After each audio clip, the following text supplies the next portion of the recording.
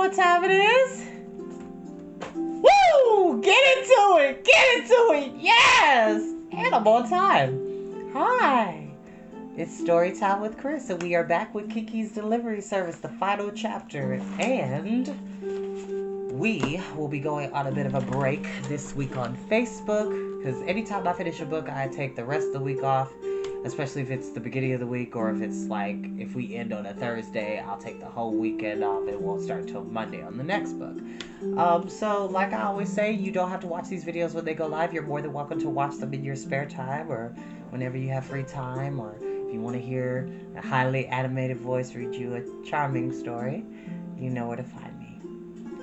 I will say this, for all of my friends and colleagues, family who have checked on me this past week, I say thank you.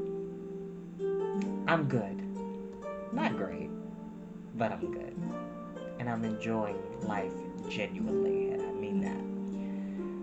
What I can say, and what I've continued to say, kids, is that it's okay to not be okay. It's okay to have days or weeks where you're having to adjust and refigure out what it is that motivates you, and what it is and who it is that makes you happy.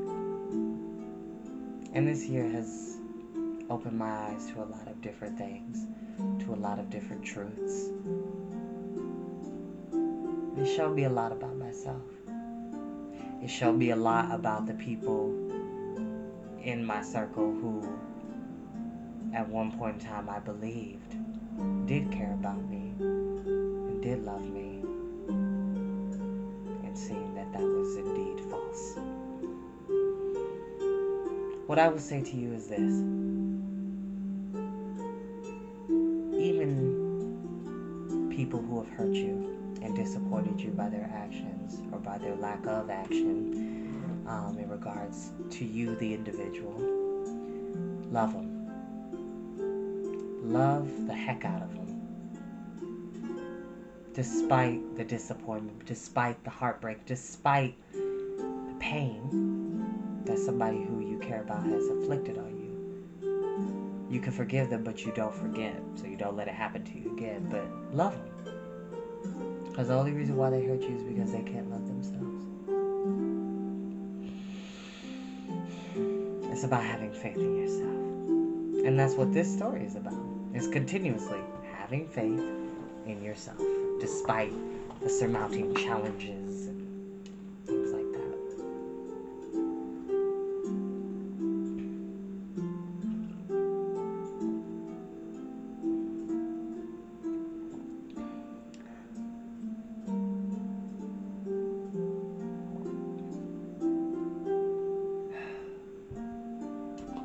Without further ado, we'll go ahead and begin the final chapter of Kiki's delivery service.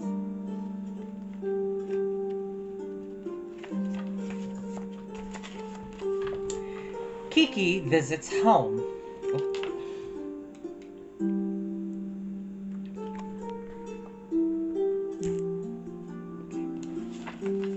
Spring was full swing in Koriko. Kiki pulled a chair over to the sunny window and sat hugging her knees.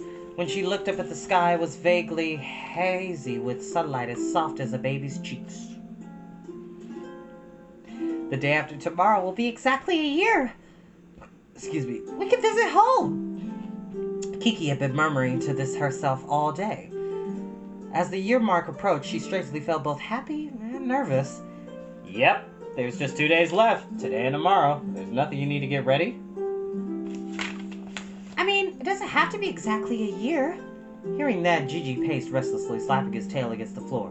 What's wrong, Kiki? You were looking forward to visiting so much. Now that the day's practically here, you're so indifferent about it. Kiki stared at her knees and grabbed her skirt and stretched her legs out at an angle with her toes in line. Do you think I've changed? Do I seem older? You're taller. Is that all? I don't know. Gigi shook his whiskers in annoyance. Do you think I really came of age? Kiki asked. What are you saying? It's been a year. Gigi looked at her in surprise, but then cocked his head and consoled her instead. I think you've done a fine job. Thanks. Kiki said quietly. Kiki had followed in her mother's footsteps as daughters often chose to do. She decided on her own to live in Koriko and even began her very own business, Kiki's delivery service. There had been many challenges, but she had done her best. Yet now she was unexpectedly anxious. Have I really succeeded? Before she came of age, she might have bragged to everyone, "Look at all I've done. Aren't you proud of me?" But now that she didn't feel very confident, even with Gigi telling her she did a fine job, she needed someone else to confirm that it was true. "You're not saying you want to put off going home, are you?" Gigi gave a sideways glance. "Of course not." Kiki hopped up and gave her back a good stretch. That was enough mulling for now. "Okay, time for work. Visiting home is a job too. Let's deliver ourselves to Mom and Dad. Ready? Time to go." "Yay!" Gigi said lightheartedly as he did a backflip. Kiki was in a much better mood now and began bustling around. "First, we need to let Osono know." "Oh my, the day after tomorrow? I didn't realize it was so soon. How long are you planning to be gone?" Osono had always known that Kiki would visit home at some point, so she wasn't very surprised. Kiki thought, 15 days or so? It's been a year after all. I'd like to take it easy for a little bit. Osono grinned and poked Kiki's cheek. "You're already starting to sound like your mama's little girl again." Usually when people say they'll be gone for a little while, they mean 10 days, not 15. Make it a short while and come back soon." Kiki blushed and stuck her tongue out.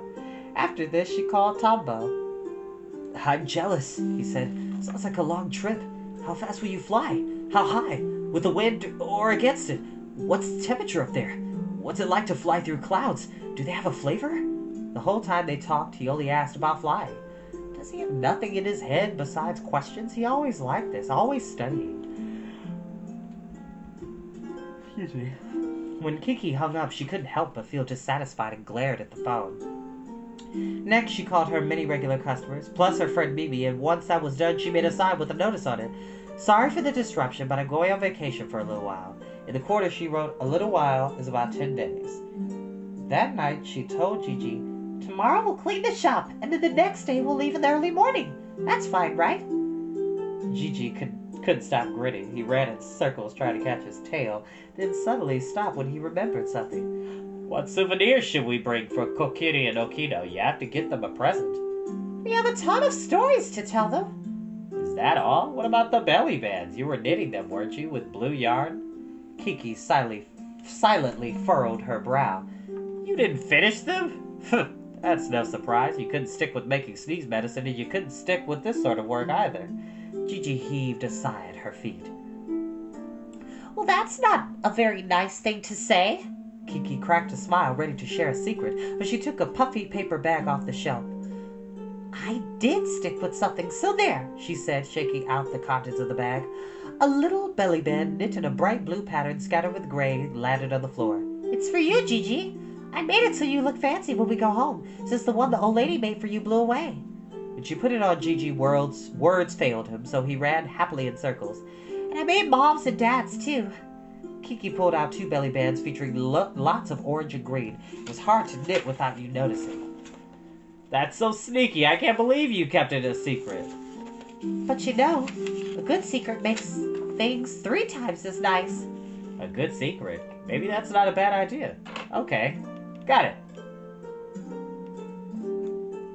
"You got what?" Kiki asked, but Gigi just replied, "Nothing," and zoomed away around in circles again. The next day, while Kiki and Gigi were cleaning the shop, Tombo raced in panting. Then with a face so red he looked angry, he thrust a paper package at her and said, "For you!" Sometimes I really don't understand boys, thought Kiki as she opened it. Inside was a little shoulder bag. A black cat was embroidered on the pink fabric. "Oh, how cute! Like Gigi the day before." More meaningful words failed Kiki too. "You like it?" Kiki nodded. "Oh, good," he replied bluntly. "Take it with you." When she slung it over her shoulder, he blushed and blurted, "Well, you're leaving tomorrow, right? Take care." Then he gave Gigi a little tap on the head and rushed away just as fast as he had come. Dazed, Kiki watched him go. What's gotten into him? It's pretty thoughtful of him to choose a black cat design, Gigi noted in Tombo's defense. Oh, excuse me. That's true. Kiki nodded, filled with happiness. If he picked this out for me, he must really like me exactly the way I am. When she undid the little bag's red button, she found a scrap of paper inside. Oh! She cried. The paper said, I'll be waving from the bridge over the big river. Tombo. What is it? Asked Gigi. Oh, it's nothing, just... Kiki shook her head, put the paper back inside, and patted the purse. Okay, we're off! Kiki called to Gigi, turning instinctively to look back into her shop as she went outside with her broom and bags. Her red phone, her desk made of boards and bricks, the map, the narrow staircase, the sacks of flour in the corner, all the little necessities she had brought since moving to the town. Suddenly, they were all memories of the past year, and Kiki felt a twinge in her heart. Let's go, she said after taking a big breath, her voice a bit shaky. When Kiki hugged her side of the door, Osoto came out of the bakery with a large bag of bread, and her husband followed carrying the baby. I have a job for you, Kiki, Osoto joked. Please deliver this bread to your mother. Don't forget to tell her it's from the best bakery in Koriko. Osoto noticed Kiki's saddened face and laughed loud enough to send these feelings out the window. Kiki, make sure you come back, all right? We're so happy to have a witch as our neighbor. Everyone says that if they go 3 days without seeing you flying through the sky, they feel like something is missing. Kiki thought she might cry. Her face twisted as she gave Osoto a huge hug. Of course, I'm coming back. Kiki soared high into the air with the souvenirs tied to her swaying broomstick. Koriko was slightly hazy with the morning mist coming from the sea. After flying over town in a big circle around the clock tower, she slowed and flew toward the bridge on the big river. Oh, there he is. Tombo sat on his bike in the middle of the bridge, waving both hands in huge arcs. Kiki waved back. Isn't that Tombo? Gigi asked in surprise from behind her. Yeah, Kiki said proudly. Did you know he would be here? Kiki didn't answer and just kept waving. You're not gonna land? Don't you feel bad just waving without a proper goodbye? This is... enough. This is enough. It's fine. Kiki waved even harder, flew 2 laps off the bridge, end to end, then snaked left and right before zooming off toward the north. Tombo grew smaller until he was hidden behind the bridge. Okay, she said, we're on our way. Now all she had to do was fly in a straight line home. Her broom soared smoothly, flying no differently from Koriko's old broom. When did her kicking filly learn to cruise so nicely? She marveled anew at the thought. As Kiki flew, the bits of joy and wonder she had shared with the people of Koriko became clear. Osoto had told her to come back soon, and Tombo had gifted her the purse. He must have felt the same way. Some townspeople even thought that something was missing if she wasn't flying through the sky. As she traveled on, her doubts and worries receded behind her with the wind. Kiki and Gigi's journey went much faster than it had a year ago. The sun set. The first star of the night shone faintly, and by the time the sky was dark and twinkling, a familiar town came into view at the end of the forest. All the houses in their quiet rows had lights on. Unlike the seaside, the forest air seemed heavy with the nighttime dew, and the most comforting thing of all were the bells that seemed gleam dully at the tops of the tall trees.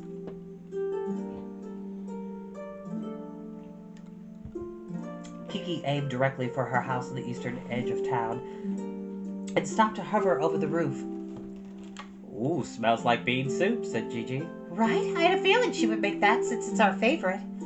Kiki and Gigi took some deep breaths of the homey smell, and then they landed softly in the garden. They crept quietly over to the door and gently knocked. Come in. It was Kokiri's voice. Sorry, my hands are full at the moment. Kiki and Gigi looked at each other and nodded mischievously. Kiki cracked the door and said in a low, manly voice, Hello? Delivery, ma'am? Kokiri whirled around to look for the kitchen, and Kiki pushed the door wide open. Oh, Kiki, it's you! I thought for sure you wouldn't be here until dawn at the earliest. She gestured to Kiki with a hand holding a dripping ladle. But it's just like you said, Mom. You were sure I would have come home after exactly a year. That's right. Kiki left her bags and the broom by the door and ran to her mom. Well, Kokiri repeated, putting her hands on Kiki's shoulder. And every time she said it, Kiki nodded. Okino came out of the next room and stood back, watching the gleeful reunion with a smile. After a little while, he finally entered the conversation, joking, I'm sure hope you didn't forget about me. Oh, Dad, I'm home! Kiki threw her arms around his neck. After the rush of happy squealing and fussing came the chatting. Kokiri said something, then Kiki, while Okino and Gigi simply watched in astonishment. Could that many words really fit inside the two of them? Kiki brought out the bread from Mosono and showed them the belly bands she had knitted. Wow, you learned how to do this? Amazing. Kokiri put the belly band on beneath her clothes right away and patted her stomach. Mom, I'm pretty sure that lady puts her own mysterious powers into the belly bands when she knits them. Lots of older people seem to have powers like that, Okino said, looking at the belly band in his hand. Just then, as if he had been waiting for the right time, Gigi stretched up and peeked out from the other side of the table, and he gently dropped a little purple shell out of his mouth in front of Kokiri. Oh, you brought me a souvenir too? Kokiri asked in surprise. What? Gigi, you kept it a secret? Kiki yelped, even more surprised. He whispered in her ear, I picked it up last summer when we went to the beach. A good secret makes things 3 times as nice, right? And it truly was 3 times as nice. Kokiri set it on her palm, turned it over and over, leaned it in for a closer look. This is a shell, right? Is this the color of the sea? She asked.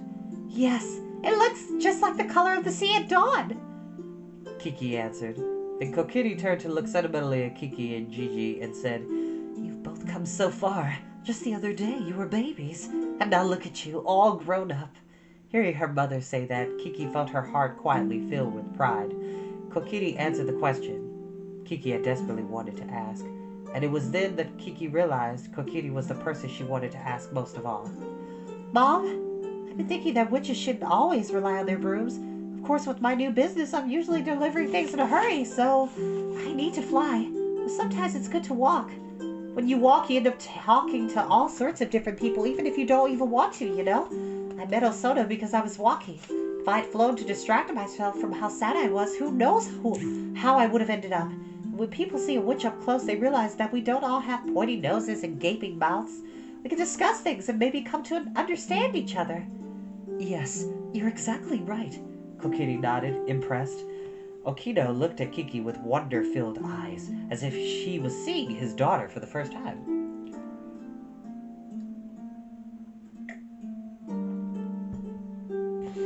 Starting the next day, Kiki lived just as she did when she was a kid. Those old habits come right back, huh? Kokiri laughed. Well, that's fine. It's 1 year versus 13, after all. Kiki drank tea out of her favorite tea cup and primped to her heart's content in front of the mirror. At night, she slept hugging the same flower-patterned comforter she had been using since she was a baby. And every morning, she didn't wake up until her eyes opened naturally. Whenever she had time, she walked around town. Everyone wanted to be the first to greet her. Hey, Kiki, you're back. Oh, Kiki, look how pretty you've gotten. Hey, Kiki, been a while. Come by for a chat. Kiki was so happy to have people who cared about her. You really can't beat home. But after 5 days of this, Kiki found herself thinking about Koriko. Osono's laughter, freshly baked bread, this neighbor and that neighbor who would talk to her through her open window, the tree-lined path along the big river, the smell of the sea, the tall clock tower, the smile of her friend Mimi. She missed every little thing. And Tombo, the sight of him on the bridge waving for all he was worth, stayed in some corner of her heart, pulling her back to Koriko. She knew they would have lots to talk about the next time she saw him. And what about her shop? The phone could be ringing right now. So many things in her mind that even though she was home, she felt like she was still just stopping by and couldn't quite relax. She had only lived in Koriko for a year. This longing to return was strange and unexpected for her. Finally, she said, I think I'm going to go back to Koriko tomorrow or the day after. Oh, I thought you were staying for 10 days. Is life here boring now? He asked. Her father asked. No, it's not that. But there might be customers waiting for me. My phone might be ringing. If you start to worry about things like that, there's no end to it. When you're here, you're here. But she started to say something but stopped.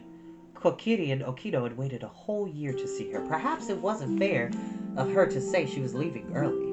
Then Kokiri, who had been silent next to her, spoke.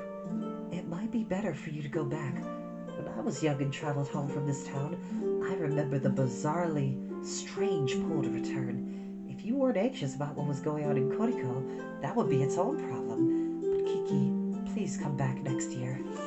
The next day, Kiki and Gigi flew east to Mount Green. Sitting on the slope overlooking the town, they took in all they could see.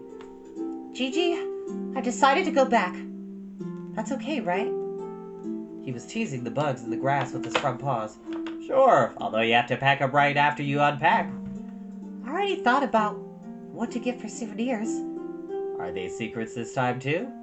No, for a son I'm bringing some of Mom's medicine. I think sneeze medicine will be great for the baby. I wasn't sure what to do for Tombo, but then I thought, what if I gave him one of the bells from the treetops, the ones Mom hung? If I took the biggest one and polished it up, I bet it would shine.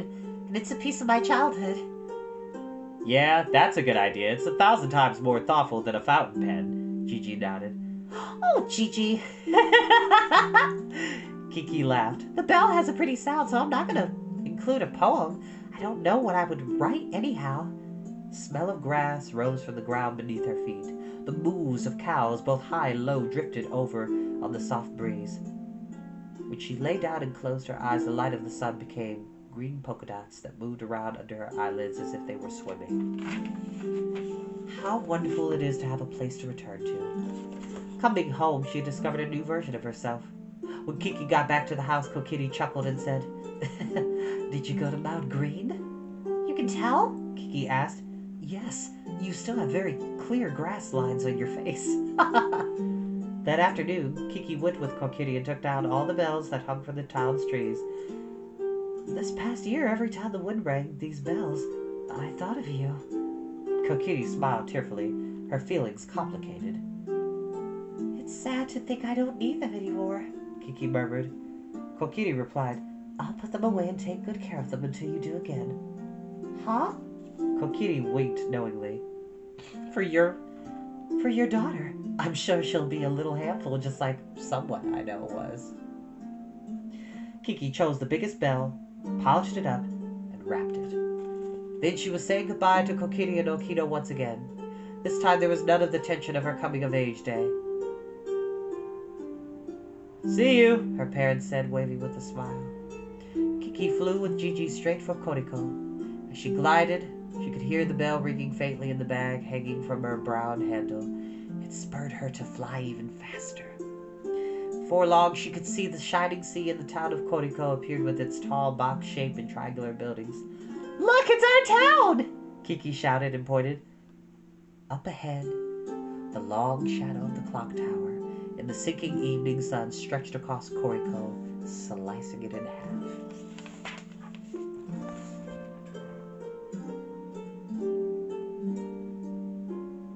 And that is the end of Kiki's delivery service.